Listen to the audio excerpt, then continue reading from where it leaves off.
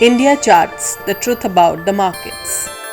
India Charts publishes Nifty Daily, daily video updates, the weekly Elliott Wave Outlook, and the long short report covering all asset classes.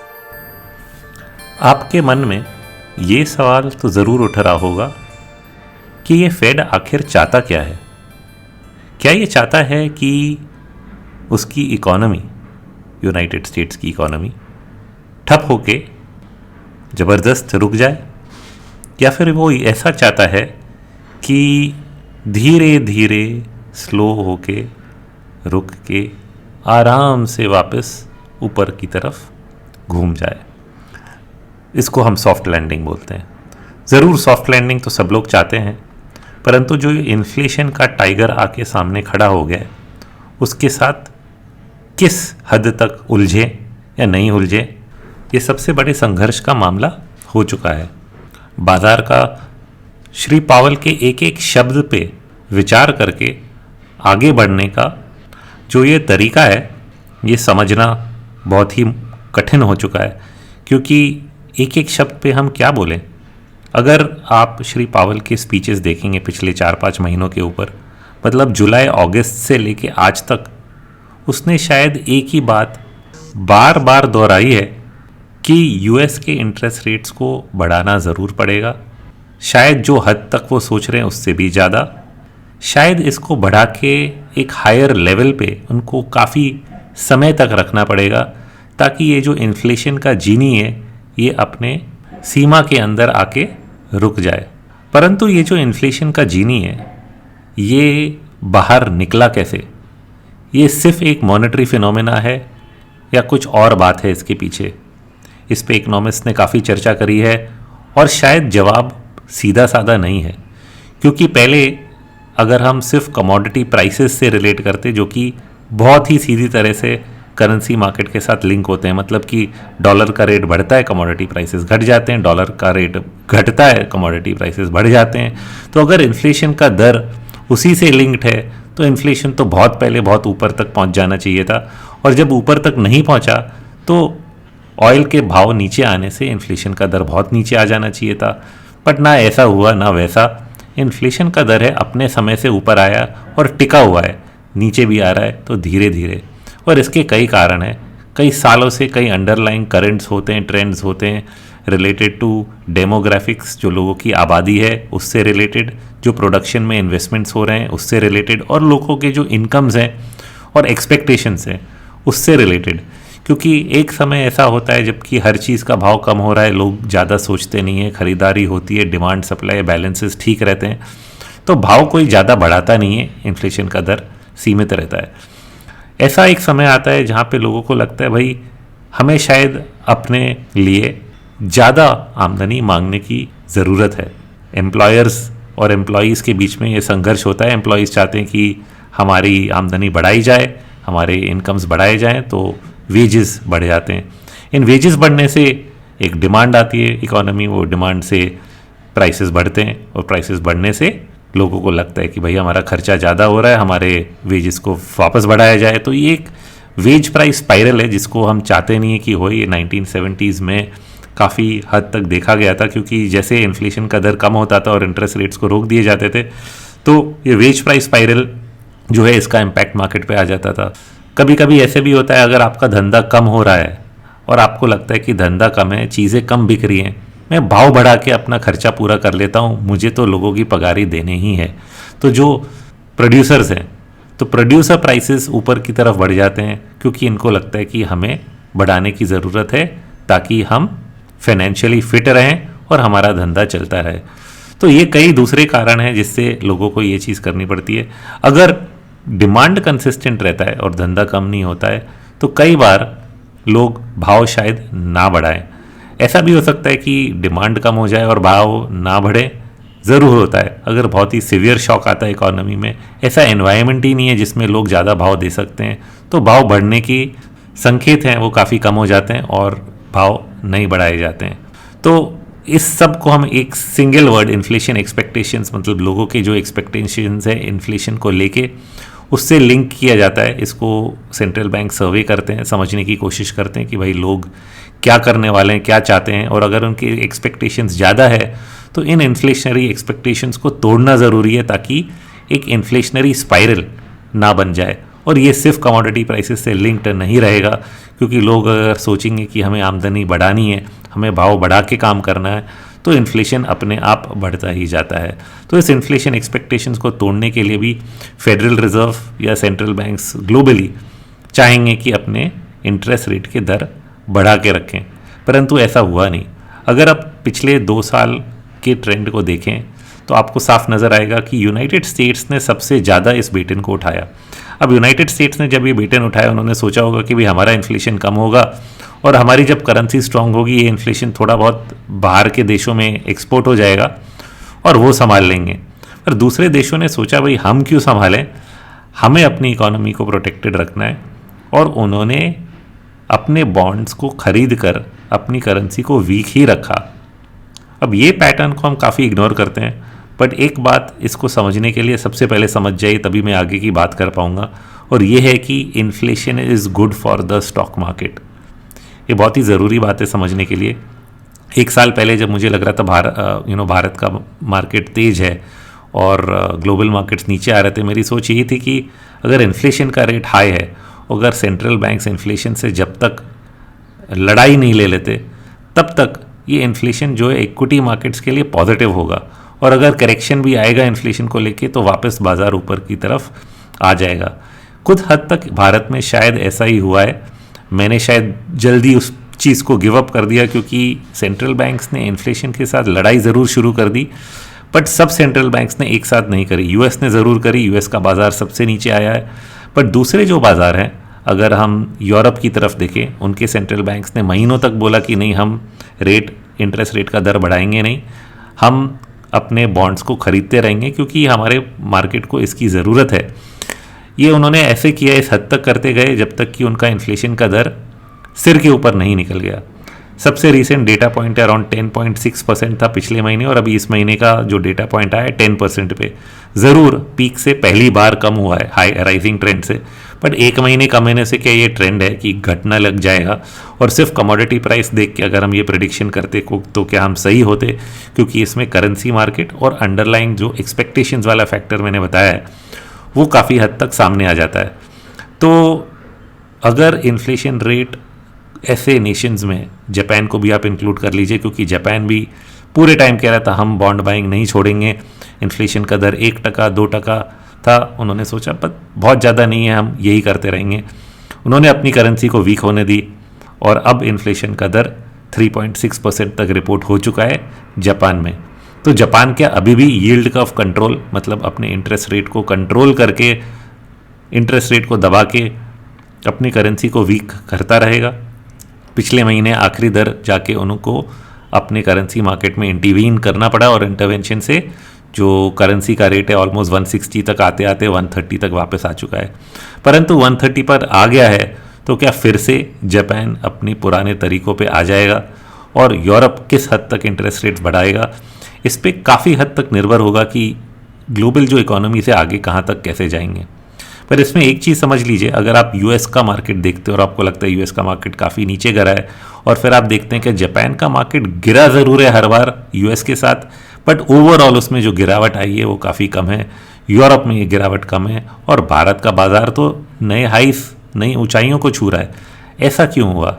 और ऐसा इसलिए होता है कि इन सब देशों ने लिक्विडिटी के जो कंडीशंस हैं उनको काफ़ी लाइट रखे, क्योंकि बॉन्ड्स खरीद रहे थे, अपनी करेंसी को वीक रख रहे थे। और जब भी आप इन्फ्लेशन को अपने इकोनॉमी में अलाउ करते हैं, उसको चढ़ने देते हैं, तो शेयर बाज़ार में उसका इम्पैक्ट पॉजिटिव होता है, क्योंकि शेयर बाज़ार आखिरकार कंपनियों के प्रॉफिट्स का एक रिफ्लेक्शन है। आपका प्रॉफिट क्या होता है? आपका होता है प्रोडक्शन इनटू प्राइस। आप भाव पे भेज रहे हो, अगर आपका बेचने का भाव बढ़ जाता है, आपकी प्रॉफिट्स बढ़ जाती हैं। बाजार सोचता है भाई आपके, चलो अगर प्रॉफिट भी नहीं बढ़ा, रेवेन्यू बढ़ गया, तो आपका एक जो वैल्यूएशन बेस है रेवेन्यू को लेके, टर्नओवर बाय मार्केट कैप, वो एक रेशो है जो कि सपोर्टिव हो जाता है हायर वैल्यूएशंस का। और इसी हिसाब से ये जो कई मार्केट्स हैं काफ़ी हद तक यूएस के मुकाबले कम गिरे हैं। तो भारत में भी क्या लाइट लिक्विडिटी कंडीशंस रही हैं? सच बात तो ये हमें मानना पड़ेगा कि ऐसा सच है, क्योंकि मई महीना, मतलब यूएस ने तो रेट हाइक की बात जनवरी से शुरू ही कर दी थी, शायद नवंबर से शुरू कर दी थी कि शायद इन्फ्लेशन ट्रांजिटरी नहीं है और हमें कुछ करना पड़ेगा और मार्च के महीने से हम शुरू हो जाएंगे, तो बाजार उसको डिस्काउंट करने लगा। भारत में तो हमने उस चीज़ को छुआ भी नहीं कि नहीं भाई इन्फ्लेशन है बट ज़्यादा नहीं है, हमें ग्रोथ को सपोर्ट करना है। अगर आप आरबीआई के स्टेटमेंट्स पढ़ोगे, हर मीटिंग में उन्होंने बोला हमें ग्रोथ को सपोर्ट करना है। और फिर मई महीने में बीच में, मीटिंग के बीच में उठ के उन्होंने इंटरेस्ट रेट का दर बढ़ाया। तो कई महीनों तक उन्होंने लिक्विडिटी को सपोर्ट किया। उसके बाद भी लिक्विडिटी कंडीशंस, जैसे उन्होंने जो एक्सेस लिक्विडिटी क्रिएट की थी उसको काटने का काम जून के बाद शुरू किया है और वो भी धीरे धीरे कर रहे हैं। तो इससे क्या हो रहा है कि इकोनॉमिक ग्रोथ को सपोर्ट भी मिल रहा है, लिक्विडिटी इंडिया में हाई है और इसी चीज़ से अपना बाजार दूसरे बाज़ारों से काफ़ी हद तक ऊपर की तरफ खड़ा हुआ है। तो liquidity plays a very very important role और इसको हम तब तक अलाउ करते हैं जब तक कि कर सकते हैं, बट एक समय होता है जिसके बाद या तो ग्लोबल लिक्विडिटी का इम्पैक्ट भारत बाजार पे आ जाएगा और हम उसको संभाल नहीं पाएंगे, और फिर इंडिया में भी इन्फ्लेशन आप कब तक रखेंगे। आखिर 2 साल बाद मेजर इलेक्शंस आने वाले हैं, बजट 2 महीने बाद प्रेजेंट होने वाला है। इस बजट में जो भारत का बाजार है, वो भारत की सरकार है, वो इस हद तक तो स्पेंडिंग नहीं कर सकती जैसे उन्होंने पिछले 2 सालों में की, जिससे कि इन्फ्लेशन को स्पाइक मिल जाए या फिर बॉन्ड मार्केट्स में इंटरेस्ट रेट्स ऐसी बढ़ जाएं कि इकोनॉमिक एक्टिविटी स्लो हो जाए। तो मुझे लगता है कि कहीं किसी हद तक गवर्नमेंट को अपने हाथ थोड़ा रोक के रखने पड़ेंगे या फिर उनको अपना रेवेन्यू स्ट्रीम बढ़ाने के लिए कोई बहुत ही स्ट्रिक्ट एक्शंस लेने पड़ेंगे। जैसे उन्होंने पब्लिक सेक्टर स्टॉक्स को बेचने की कई बार बातें करी हैं, बट वो जो पूरा एजेंडा है वो बहुत ही धीरे धीरे चल रहा है। अभी तक कोई बहुत बड़ी बिकवाली नहीं हुई। बीपीसीएल का नाम कई सालों पहले आया था, उसको लोग भूल भी गए हैं और पैंडेमिक के बीच पूरा लिस्ट निकाला गया था कि नॉन स्ट्रेटेजिक बिजनेसेस को हम बेच देंगे। बिके बहुत ही कम है, एयर इंडिया ज़रूर हाथ से उन्होंने निकाल लिया, बट होल सेल में, मतलब आप ऐसा सोचते अगर वो आप स्पीच सुनते आपको लगता है शायद 1 साल में 10 और PSUs बिक जाएंगे, वो अभी तक नहीं हुआ है। और अगर फाइनेंसिस को इम्प्रूव करके इकोनॉमी को आगे की तरफ लेके जाना है तो शायद वो एक और तरीका हो कि भारत की सरकार उस चीज़ को तेज़ी के रुख से कंप्लीट करे, पैसे हाथ में आए, खर्च किए जाएं और इकोनॉमी आगे की तरफ बढ़ पाए। पर इसमें भी आप खर्च कितना करोगे उतना ही कि आपका इन्फ्लेशन का दर हाथ से ना निकल जाए, जो कि एक ग्लोबल प्रॉब्लम बन चुका है। तो ये सब सोच के और समझ के इतना तो समझ में आता है कि भारत की सरकार हो या फिर जो रिज़र्व बैंक है वो अपने मार्केट्स या अपनी इकोनॉमी को सपोर्ट करने की पूरी कोशिश ज़रूर कर रहा है। बट सबसे बड़ा जो फैक्टर है वो है कि एक्सटर्नल फैक्टर, कि ग्लोबल इकोनॉमी में जो हो रहा है, स्पेसिफिकली यूएस इकोनॉमी में, वो हमें कहाँ तक इम्पैक्ट करेगा। यूएस ने काफ़ी समय तक डॉलर को बढ़ा के ये चाहा कि शायद इन्फ्लेशन कंट्रोल में आ जाए, कमोडिटी प्राइसेस कम होंगे तो शायद इन्फ्लेशन कम हो जाएगा। कमोडिटी प्राइसेस ज़रूर कम हुए हैं बट 2020 के लेवल्स तक तो वापस नहीं जा सकते। और इस सब में जो दूसरी इकोनॉमीज़ हैं उन्हें इस फाइट में उन्होंने सपोर्ट नहीं किया, उन्होंने काफ़ी हद तक अपने करेंसीज़ को वीक होने दिया। उसका इम्पैक्ट ये हुआ कि डॉलर ज़्यादा ही स्ट्रांग हो गया और बॉन्ड मार्केट्स पे असर आ गया, तो बॉन्ड यील्ड्स बढ़ने लग गए। अब बॉन्ड यील्ड्स बढ़ने का इम्पैक्ट होता है कि इंटरेस्ट रेट का जो दर है अगर वो ज़्यादा ही बढ़ जाता है तो जो कंजम्पशन है बोरोइंग रिलेटेड, मतलब लोग जो पैसे बोरो करके लोन्स पे खरीद के डिमांड क्रिएट करते हैं, उस पर एक डायरेक्ट इम्पैक्ट आता है और आ ज़रूर रहा है हर सेक्टर में ग्लोबली। भारत में शायद अभी तक कम असर हो, बट अगर यहाँ से दर थोड़े और बढ़ते हैं तो ज़रूर वो असर देखा जाएगा। तो ये एक साइकिल फेड ने अपनी तरफ से शुरू की है, बट ये साइकिल ख़त्म कैसे होगी? अभी अगर हम जापान की तरफ देखें, इन्फ्लेशन का रेट 3.6% तक आ चुका है। वो क्या अभी भी अपने बॉन्ड मार्केट को सपोर्ट करता रहेगा और इन्फ्लेशन को बढ़ना देगा? क्योंकि वो अगर ऐसे किया तो उसका जो करेंसी है जापानीज़ येन, वो यहाँ से भी और वीक हो जाएगा। या फिर ऐसा तो नहीं है कि ये सब मार्केट्स ट्रैप हो चुके हैं? क्योंकि अगर उन्होंने टाइटन किया इन्फ्लेशन को पकड़ में लाने के लिए, मतलब बॉन्ड मार्केट को छूट दे दी, तो ये बॉन्ड्स को फाइनेंस कौन करेगा?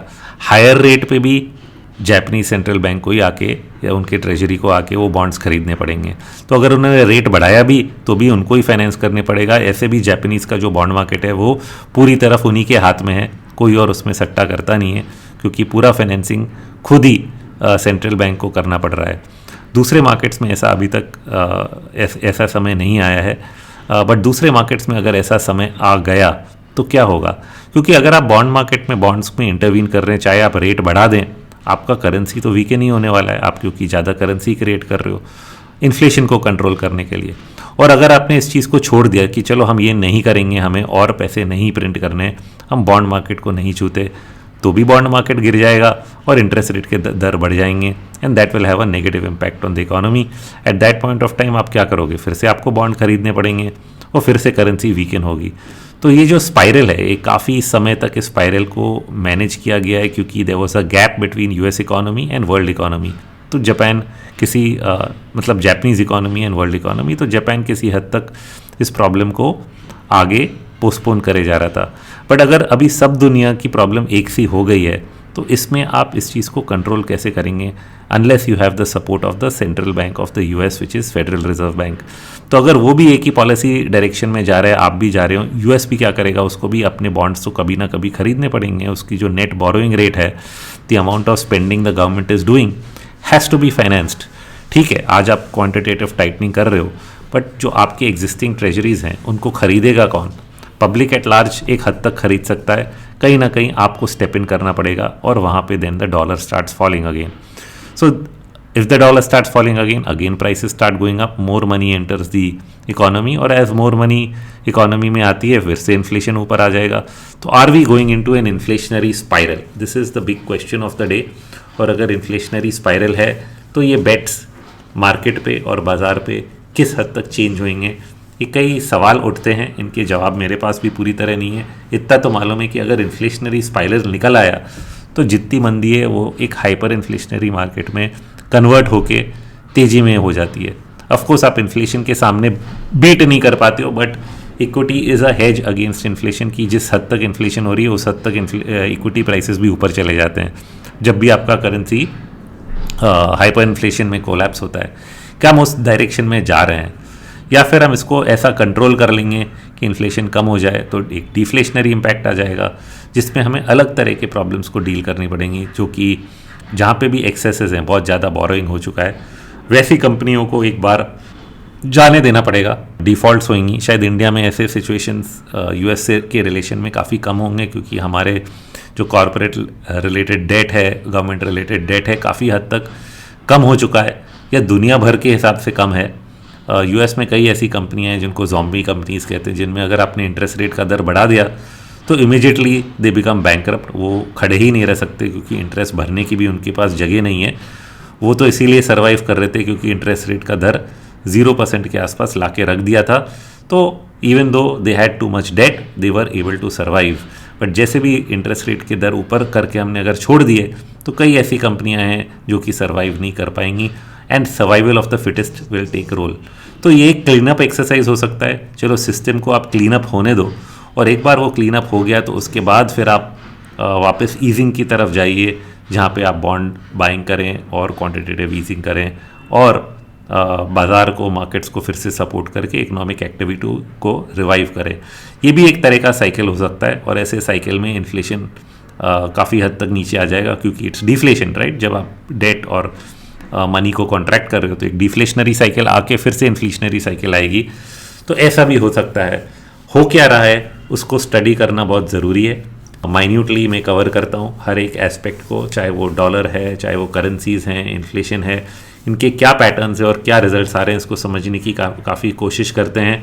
क्योंकि अगर इन्फ्लेशनरी स्पाइरल में गया तो इक्विटी प्राइसेस ऐसे भी ऊपर की तरफ निकल जाएंगे, ज़्यादा गिर नहीं पाएंगे।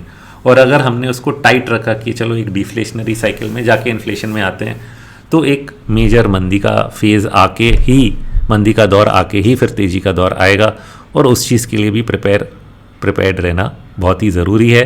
ऐसे एनवायरनमेंट में करेंसी और बॉन्ड मार्केट्स पे भी काफ़ी इम्पैक्ट आता है। इसलिए ये दो जो मार्केट्स हैं, इन्हीं से हमें क्लूज़ मिलेंगे कि कौन से स्पाइरल में हम जा रहे हैं। These are very important insights into the way forward for markets. These are the things to think about and to ponder on and to study on an ongoing basis every day, every week and every month. Thank you for listening. Do share this podcast with everyone you know. सब लोग सुनेंगे, समझेंगे तो उनका ज्ञान और ज़्यादा बढ़ेगा, तो ज़रूर शेयर करें। और अगली बार तक धन्यवाद। Nothing in this podcast is investment advice. Views on financial markets are in good faith to expand your understanding of how markets work. Please consult a registered financial advisor for the same. And yes, please share this podcast with everyone you think can benefit from this knowledge.